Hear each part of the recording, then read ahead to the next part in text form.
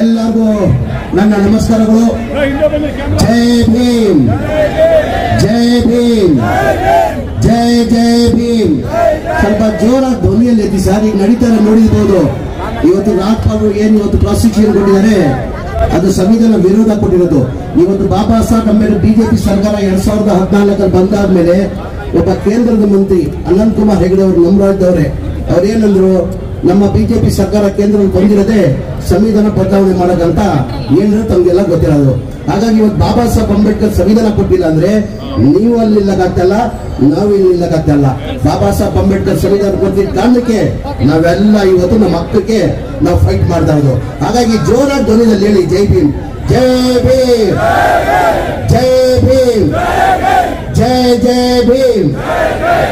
ವೇದಿಕೆ ಮೇಲೆ ಆಸೀನಿರುವ ಆತ್ಮೀಯರು, ನಮ್ಮ ಪಕ್ಷದ ಮುಖಂಡರು ಸಚಿವರಾದಂತ ದಿನೇಶ್ ಗುಂಡೂರ್ ಅವರೇ, ಇನ್ನೊಬ್ರು ನಮ್ಮ ಪಕ್ಷದ ಮುಖಂಡರು ಸಚಿವರಾದಂತ ಕೃಷ್ಣ ಬೈರೇಗೌಡ್ರೆ, ಇನ್ನೊಬ್ರು ಹಿರಿಯವರು ನಮ್ಮ ಪಕ್ಷದ ಮುಖಂಡರಾದಂತ BK ಹರಿಪ್ರಸಾದ್ ಸಾಹೇಬ್ರೆ, ಇನ್ನೊಬ್ರು ನಮ್ಮ ಪಕ್ಷದ ಮುಖಂಡರಾದಂತ ಸಲೀಂ ಅಹಮದ್ ಸಾಹೇಬ್ರೆ, ಇನ್ನೊಬ್ರು ಪಕ್ಷದ ಮುಖಂಡರಾದಂತ GC ಚಂದ್ರಶೇಖರ್ ಸಾಹೇಬ್ರೆ, UB ವೆಂಕಟೇಶ್ ಅವರೇ, ಪುಟ್ಟಣ್ಣ ಅವರೇ, ಜಬ್ಬಾರ್ ಸಾಹೇಬ್ರೆ, AC ಶ್ರೀನಿವಾಸ್ ಅವರೇ, M ಕೃಷ್ಣಪ್ಪ ಅವರೇ, ರಿಜ್ವಾನ್ ಅರ್ಷದ್ ಅವರೇ, HM ರೇವಣ್ಣ ಅವರೇ, ಈ ತಾನೇ ಬಂದಿರುವ ಸಚಿವರಾದಂತಹ ಆತ್ಮೀಯರಾದಂತ ಜಾರಕಿಹೊಳಿ ಸತೀಶ್ ಜಾರಕಿಹೊಳಿ ಅವರೇ, ವೇದಿಕೆ ಮೇಲೆ ಆಸೀನಿರುವ ಎಲ್ಲ ನಮ್ಮ ಪಕ್ಷದ ಮುಖಂಡರೇ,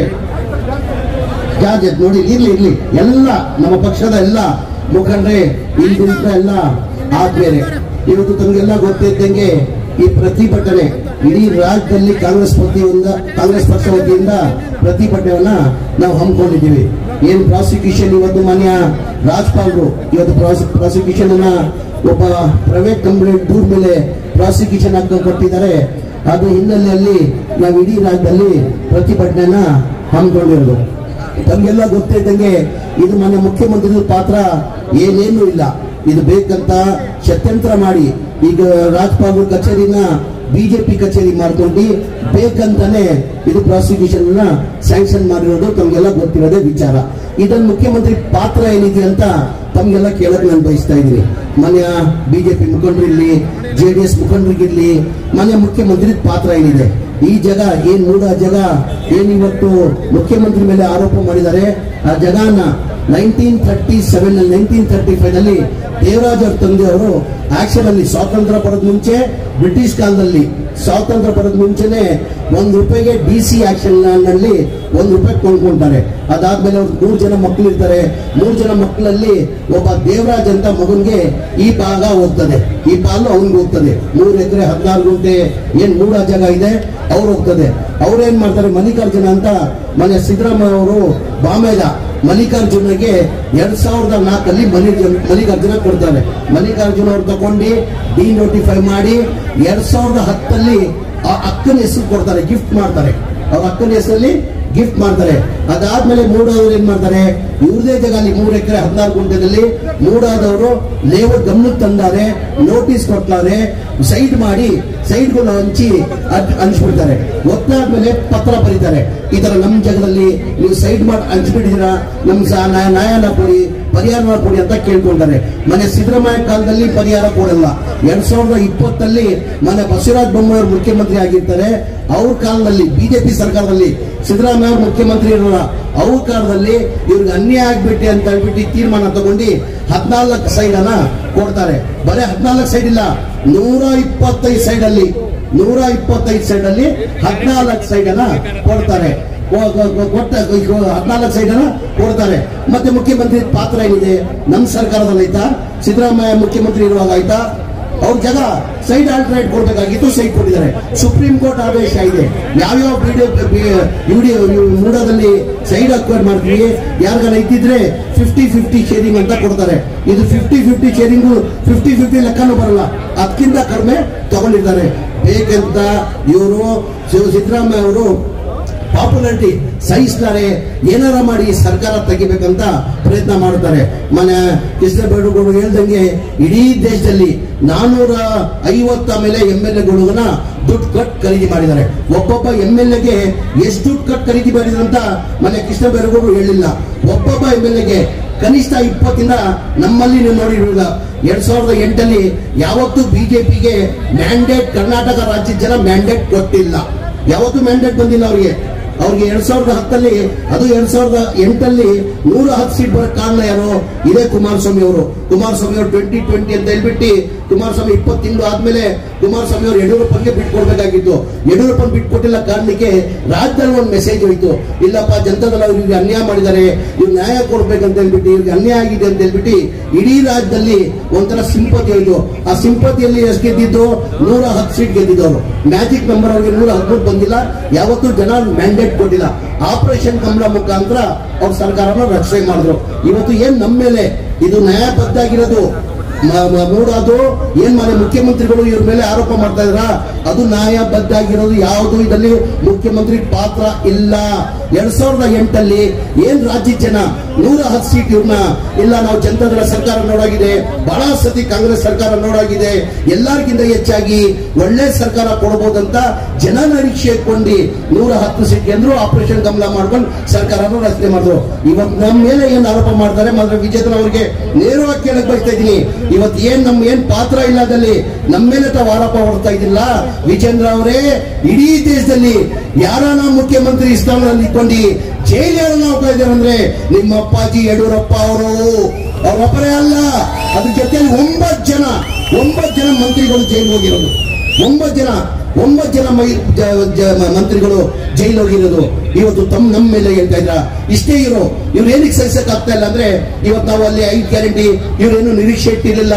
ಈ 5 ಗ್ಯಾರಂಟಿಯನ್ನ ಲಾಗು ಮಾಡ್ತಾರೆ, ಬರೀ ಚುನಾವಣೆ ಘೋಷಣೆ ಮಾಡಿರೋದು ಇವರು. ಈ 5 ಗ್ಯಾರಂಟಿಯನ್ನ ಲಾಗು ಮಾಡೋಕ್ಕಾಗಲ್ಲ. ಈ 5 ಗ್ಯಾರಂಟಿನ ಲಾಗು ಮಾಡ್ಬೇಕಾದ್ರೆ ಕನಿಷ್ಠ 55,000 60,000 ಕೋಟಿ ಆಗ್ತದೆ. ಈ 5 ಗ್ಯಾರಂಟಿ ಲಾಗು ಮಾಡಕ್ ಆಗಲ್ಲ ಅಂದ್ರು. ನಮ್ಮ ಸರ್ಕಾರ ಬಂದು 1 ತಿಂಗಳಲ್ಲೇ ಈ 5 ಗ್ಯಾರಂಟಿನ ಲಾಗು ಮಾಡಿದ್ವಿ. ಅವ್ರು ನಿರೀಕ್ಷೆ ಇಟ್ಟಿರಲಿಲ್ಲ, ನಾವು ಲಾಗು ಮಾಡ್ತೀವಿ ಅಂತ ನಾವು ನಿರೀಕ್ಷೆ ಇಟ್ಟಿರಲಿಲ್ಲ. ಲೋಕಸಭಾ ಚುನಾವಣೆಯಲ್ಲಿ ಮನೆ ವಿಜೇಂದ್ರ ಅವ್ರಿಗೆ ಬಿಜೆಪಿ ಅವ್ರಿಗೆ ಹೇಳಕ್ ಬಯಸ್ತಾ ಇದ್ದೀನಿ, ಲೋಕಸಭಾ ಚುನಾವಣೆಯಲ್ಲಿ ನಾವು ನಿರೀಕ್ಷೆ ಇಟ್ಟಿದ್ವಿ 18ರಿಂದ 20 ಸೀಟ್ ಗೆಲ್ತೀವಂತ ನಾವು ನಿರೀಕ್ಷೆ ಇಟ್ಕೊಂಡಿದೀವಿ. ನಿರೀಕ್ಷೆ ತಕ್ಕಂಗೆ ನಮ್ ರಿಸಲ್ಟ್ ಬಂದಿಲ್ಲ. ನಾವು ಒಂದಿದ್ದು 9 ಗೆದ್ವಿ. ಆದ್ರೆ ನಾವು ಪರ್ಸೆಂಟೇಜ್ ನೋಡ್ಕೊಂಡ್ರೆ 9 ಗೆದ್ದಿರ್ಬೋದು. 2019 ಏನ್ ಪರ್ಸೆಂಟೇಜ್ ಬಂದಿತ್ತು ಅದಕ್ಕಿಂತ 10% ನಮ್ಗೆ ಜಾಸ್ತಿ ಮತ ಬಂದಿದೆ. 10% ಜಾಸ್ತಿ ಮತ ಬಂದಿದೆ. ಬಹಳ ಜನ ಮುಖಂಡರುಗಳು ಬಂದು ಹೇಳಿದ್ರು ಮುಖ್ಯಮಂತ್ರಿಗೆ, ಉಪಮುಖ್ಯಮಂತ್ರಿಗೆ, ಇಲ್ಲ ಸರ್ ಈ ಗ್ಯಾರಂಟಿಗಳು ಏನೇನು ಉಪಯೋಗ ಆಗಲಿಲ್ಲ, ಈ ಗ್ಯಾರಂಟಿಯನ್ನ ತೆಗ್ದಾಕಿ ಅಂದ್ರು. ಮಾನ್ಯ ಉಪಮುಖ್ಯಮಂತ್ರಿಗಳು ಒಂದೇ ಮಾತಂದ್ರಿ, ಈ ಗ್ಯಾರಂಟಿಯನ್ನ ನಾವು ಕೊಟ್ಟಿರೋದು ರಾಜಕೀಯ ಲಾಭಕ್ಕೋಸ್ಕರ ಇಲ್ಲ, ಬಡವ್ರಿಗೆ ಒಳ್ಳೇದಾಗ್ಲಿ ಅಂತ ಕೊಟ್ಟಿರೋದು. ಕಾಂಗ್ರೆಸ್ ಸರ್ಕಾರ ಯಾವತ್ತವರೆಗೂ ಅಧಿಕಾರದಲ್ಲಿರ್ತದೆ, ಈ ಗ್ಯಾರಂಟಿಗಳು ನಿಲ್ಲಿಸೋದು ಪ್ರಶ್ನೆನೇ ಬರಲ್ಲ ಅಂದ್ರು. ಅಂದ್ರೆ ಕಾಂಗ್ರೆಸ್ ಪಕ್ಷ ದಯಮಾಡಿ ಇದೆಲ್ಲ ರಾಜ್ಯದ ಜನ ತಾವು ಅರ್ಥ ಮಾಡ್ಕೊಳ್ಬೇಕು. ಮನೆ ರಾಜ್ಯಪಾಲರಿಗೆ ಮಾಧ್ಯಮ ಮುಖಾಂತರ ಮಾತಾಡಕ್ ಬಯಸ್ತಾ ಇದ್ದೀನಿ. ಏನಂತ ಯಾವ ದೂರ ಮೇಲೆ ನೀವು ತಗೊಂಡಿದ್ದೀರಾ? ಹೋದ್ ತಿಂಗಳು ಜುಲೈದಲ್ಲಿ 26ನೇ ತಾರೀಕು ಒಂದು ಪ್ರೈವೇಟ್ ಕಂಪ್ಲೇಂಟ್ ಅಬ್ರಾಹಿಂ ಅವನು 26ನೇ ತಾರೀಕಿಗೆ ಬಂದು ತಮ್ಮ ದೂರು ಕೊಡ್ತೀರಾ, ಅದೇ ದಿನ ಸಾಯಂಕಾಲ ಮಾಡಲ್ಲ ಇಷ್ಟೆಲ್ಲ ನೋಡ್ಬೇಕಾನೆ, ಸ್ಟಡಿ ಮಾಡಬೇಕು, ಓದ್ಬೇಕು, ಕನಿಷ್ಠ 3-4 ದಿನ ಆಗ್ತದೆ. 26ನೇ ತಾರೀಕಿಗೆ ದೂರು ಬರ್ತದೆ, ಸಾಯಂಕಾಲ ಸಿಎಂ ಮುಖ್ಯಮಂತ್ರಿಗೆ ನೋಟಿಸ್ ಕಳಿಸ್ತಾರೆ. ಅದಕ್ಕಿಂತ ಮುಂಚೆ ಇದೇ ಇಬ್ರಾಹಿಂ ಅವರು ಏನ್ 26ನೇ ತಾರೀಕು ಜುಲೈಯಲ್ಲಿ ಏನ್ ರಾಜ್ಯಪಾಲರಿಗೆ ದೂರು ಕೊಡ್ತಾರೆ, ಅದಕ್ಕಿಂತ ಮುಂಚೆ ಮೈಸೂರಲ್ಲಿ ಲೋಕಾಯುಕ್ತದಲ್ಲಿ 15 ದಿನ ಹಿಂದೆ ಅವ್ರು ಕಂಪ್ಲೇಂಟ್ ಕೊಟ್ಟಿದ್ದಾರೆ. ಅದು FIR ಆಗಿರಲ್ಲ. ಒಂದೇ ದಿನಕ್ಕೆ ತಾವೆಲ್ಲ ಮಾಧ್ಯಮದವರು ಅರ್ಥ ಮಾಡ್ಕೊಳ್ಬೇಕಾಗ್ತದೆ. ಆಯ್ತಪ್ಪ, ಈಗ ಪ್ರಾಸಿಕ್ಯೂಷನ್ ಮಾನ್ಯ ಮುಖ್ಯಮಂತ್ರಿಗಳು ಕೊಟ್ಟಿದ್ರ, ಈಗ ಪ್ರಾಸಿಕ್ಯೂಷನ್ ಇದೆ. ಮಾನ್ಯ ಕುಮಾರಸ್ವಾಮಿ ಅವ್ರ ಮೇಲೆ ಕೇಂದ್ರದ ಮಂತ್ರಿ ಆಗಿದ್ದಾರೆ. ಕುಮಾರಸ್ವಾಮಿ ಅವರೇ ಲೋಕಾಯುಕ್ತದವ್ರು ಕೇಳಿದ್ದಾರೆ, ಇದುವರೆಗೂ ಕೊಟ್ಟಿಲ್ಲ. ಮನೆ ಮಾಧ್ಯಮ ಸ್ನೇಹಿತರು ಕೇಳ್ತಾ ಇದ್ರೆ ಅವಾಗ ಮಾಧ್ಯಮದಲ್ಲಿ ನಾವು ನೋಡ್ತೀವಿ ಮಾನ್ಯ ಮುಖ್ಯಮಂತ್ರಿಗಳು ರಾಜೀನಾಮೆ ಕೊಡಬೇಕಾದ್ರೆ. ಏನಕ್ಕೆ ಸ್ವಾಮಿ ಮಾನ್ಯ ಮುಖ್ಯಮಂತ್ರಿಗಳು ರಾಜೀನಾಮೆ ಕೊಡಬೇಕು? ಕೇಂದ್ರದಲ್ಲಿ ಮಂತ್ರಿಯಾಗಿರೋ ಕುಮಾರಸ್ವಾಮಿ ಮೇಲೆ ಲೋಕಾಯುಕ್ತ ಅವ್ರು ಕೇಳಿರೋದು ಲೋಕಾಯುಕ್ತ ಅವ್ರು ಕೇಳಿದಕ್ಕೆ ಪರ್ಮಿಷನ್ ಕೊಡಲ್ಲ. 4 ಜನ ಮಂತ್ರಿ ಮೇಲೆ, ಹಿರಿಯ ಮಾಜಿ ಮಂತ್ರಿಗಳ ಮೇಲೆ ಕೇಳ್ತಾರೆ. ಜನಾರ್ದನ್ ರೆಡ್ಡಿ ಬಗ್ಗೆ ಕೇಳ್ತಾರೆ, ಶಶಿಕಲಾ ಜೊಲ್ಲೆ ಬಗ್ಗೆ ಕೇಳ್ತಾರೆ. ಅವ್ರಿಗೆಲ್ಲ ಯಾರಿಗೂ ಸ್ಯಾಂಕ್ಷನ್ ಕೊಡಲ್ಲ, ಮನೆ ಮುಖ್ಯಮಂತ್ರಿಗಳು ಕೊಡ್ತಾರೆ. ದಯಮಾಡಿ ರಾಜ್ಯದ ಜನ ಅರ್ಥ ಮಾಡ್ಕೊಳ್ಬೇಕಾಗ್ತದೆ. ಈ ಬಿಜೆಪಿಯವರು ಬೇಕಂತ ನಾವು ಒಳ್ಳೆ ಕೊಡ್ತಾ ಇರೋ ಸರ್ಕಾರ ಅವ್ರು ಸಹಿಸಕ್ ಆಗ್ತಾ ಇಲ್ಲ. ಆಮೇಲೆ ಮಾನ್ಯ ಸಿದ್ದರಾಮಯ್ಯ ಅವರು ಪಾಪ್ಯುಲಾರಿಟಿ ಸಹಿಸಕ್ ಆಗ್ತಾ ಇಲ್ಲ. ಅದಕ್ಕಿಂತ ಹೆಚ್ಚಾಗಿ ಅವ್ರಿಗೆ ಏನಾಗಿದೆ, ಒಬ್ಬ ಬ್ಯಾಕ್ವರ್ಡ್ ಕ್ಲಾಸ್ ಅವನು ಮುಖ್ಯಮಂತ್ರಿ ದೇವರಾಜ ಆದ್ಮೇಲೆ 2ನೇ ಬಾರಿ ಯಾರನ್ನ ಮುಖ್ಯಮಂತ್ರಿ ಆಗಿದ್ರೆ ಅದು ಮನ ಸಿದ್ದರಾಮಯ್ಯ ಅವರು ಹಾಕಿದ್ದಾರೆ. ಅದು ಸಹಿಸಕ್ ಆಗ್ತಾ ಇಲ್ಲ. ಒಬ್ಬ ಬ್ಯಾಕ್ವರ್ಡ್ ಮುಖ್ಯಮಂತ್ರಿನ ತೆಗೆಯಕ್ಕೆ ಬಿಜೆಪಿ ಅವರು ಪ್ರಯತ್ನ ಮಾಡ್ತಾ ಇದ್ದಾರೆ. ದಯಮಾಡಿ ಈ ಹೋರಾಟವನ್ನು ನಾವು ನ್ಯಾಯಾಲಯದಲ್ಲಿ ನ್ಯಾಯ ಸಿಗ್ತದ ವಿಶ್ವಾಸ ಇದೆ. ಈಗ ಗೊತ್ತು, ಈ ರಾಜ್ಯಪಾಲರು ಕಚೇರಿನ ಬಿಜೆಪಿ ಕಚೇರಿ ಉಪಯೋಗಿಸ್ಕೊಂಡು ಇವತ್ತು ಈ ಕೆಲಸನ ಮಾಡಿದ್ದಾರೆ. ನಮ್ಗೆ ನ್ಯಾಯಾಲಯ ಬಗ್ಗೆ ವಿಶ್ವಾಸ ಇದೆ.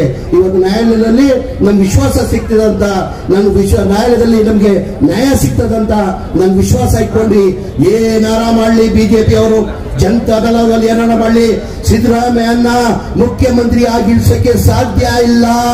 ನಮ್ಮ ಪಕ್ಷದ ಹೈಕಮಾಂಡ್, ಎಲ್ಲ ಶಾಸಕರು, ಎಲ್ಲ ಸಚಿವರು, ಎಲ್ಲ ಕಾರ್ಯಕರ್ತರು, ಎಲ್ಲ ರಾಜ್ಯದ ಜನ, 7 ಕೋಟಿ ರಾಜ್ಯದ ಜನ ಸಿದ್ದರಾಮಯ್ಯ ಜೊತೆ ಇದ್ದಾರೆ.